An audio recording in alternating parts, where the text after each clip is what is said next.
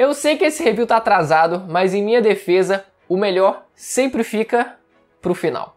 Review do capítulo 964 de One Piece, galera. Vamos atualizar esse canal aí. E eu quero começar falando justamente sobre algo que eu levantei na semana passada sobre o Oden, né? Dele no final do capítulo dizer que ele já esperava o Barba Branca, ou de forma assim, né, mais abrangente, que ele esperava a chegada de alguém como o Barba Branca, né? Essas foram as duas possíveis interpretações e depois de discussões, depois de alguns debates, depois que eu lancei aquele vídeo, realmente pareceu ser a segunda opção, que seria o fato dele esperar alguém como o Barba Branca e não especificamente o Barba Branca em si, né? A gente dependia das traduções, enfim, das nuances, das frases que foram usadas naquele, né, enfim, nas scans que a gente conhece.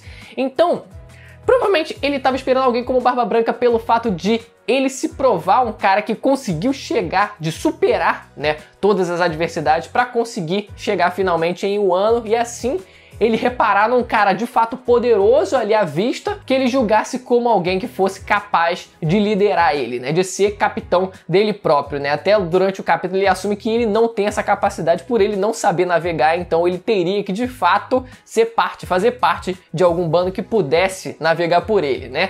E o que eu tenho mais aqui? A batalha não acontece como a gente esperava, ou pelo menos como eu esperava que fosse acontecer, né? Que é durante toda a semana até o navio ser consertado. Não aconteceu, infelizmente, só ficou naquela troca de golpes mesmo, né? Eu acharia legal se tivesse acontecido, se tivesse pelo menos mostrado o final da batalha, talvez ali uma, duas páginas ali, só pra suprir a nossa necessidade, que a gente sabe que é carente. A gente fãs de One Piece, atualmente somos carentes, nós somos carentes de lutas em One Piece, então a gente precisa pelo menos de alguma coisa para alimentar o vício. Então não aconteceu nesse capítulo, o Oda decidiu seguir outro rumo, que foi o Barba Branca pegando e fugindo na calada da noite do Oden, de tanto que ele estava insistindo para entrar no bando, eles tiveram que fugir. De fato não foi uma fuga, né? Olha só, curioso, né? O Barba Branca que nunca foge, mas nesse caso, não se tratando de luta, ele acabou fugindo do Oden pelo fato do cara ser um desgraçado insistente que não deixava ele em paz. Então falando, olha só, galera, vamos meter o pé agora aqui na calada das 3 da matina, assim, ó, 4h20 da manhã, vamos meter o pé aqui porque não dá. Então o Oda ele vai lá, consegue chegar até o navio e se agarra, né? Ele lança uma corrente e se agarra ao navio. E aí o Barba Branca decide dar o desafio pra ele. Tá bom. Já que você tá insistindo pra caraca aí, você vai ter que segurar essa corrente aí por 3 dias seguidos. E esses dias passam, né? E a gente percebe a mudança que acontece no próprio bando. A gente vê o Marco também já começando a torcer por ele, já no final daquele desafio, ele já torcendo, já considerando o Oden parte do próprio bando, já falando, esse cara já conseguiu, ele já é parte da gente e tal, já realmente conseguindo ter uma empatia pelo Oden.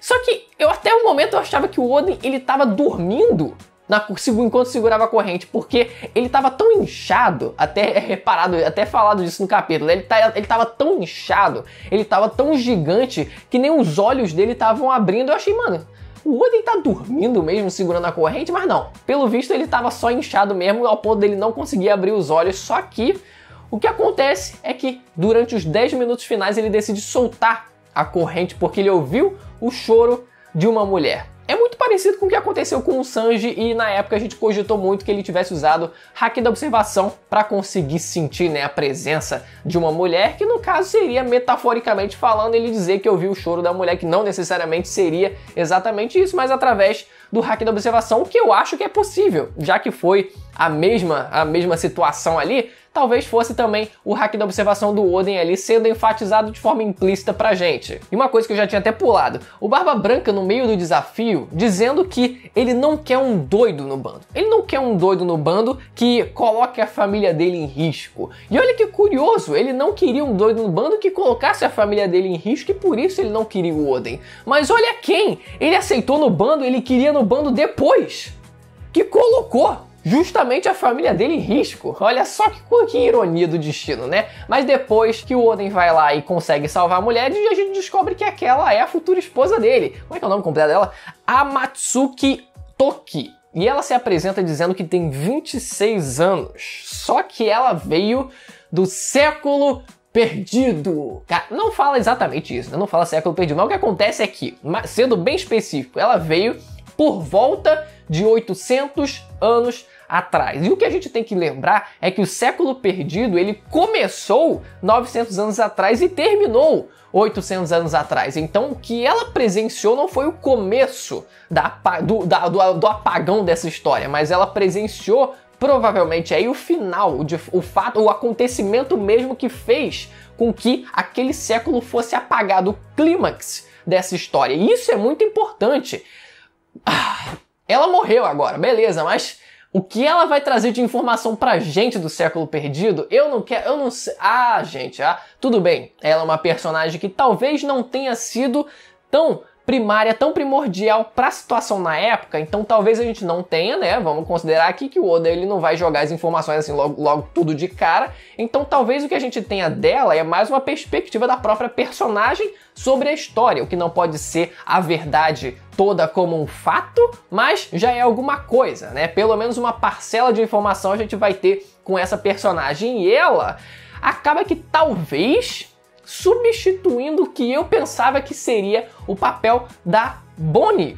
Porque ela tendo a aparência de uma pessoa jovem, né, já tendo até a sua idade citada, assim como é curioso, né, da mesma forma com que a Toki, né, por mais que a Toki ela tenha exatamente 26 anos, mas no caso da Bonnie, a idade que foi dada a ela em SBS, que eu não lembro agora qual foi o número exato, mas é dito que aquela era a idade que ela aparentava ter, né, com a idade com que ela se apresentava, o que não representava de fato a idade real dela. Ela poderia muito bem também ser lá do século perdido. Eu acharia isso fantástico, eu não sei. O caso da Bonnie está muito linkado agora ao Bartolomeu Kuma, algo que ninguém esperava que fosse acontecer, né, mas tá lá o caso dela com o Kuma. Eu não sei se o Oda ele decidiu mudar esse papel dessa personagem, no caso passar da Bonnie pra Toki, tipo a mulher que veio lá do século perdido e que vai trazer as informações que a gente quer.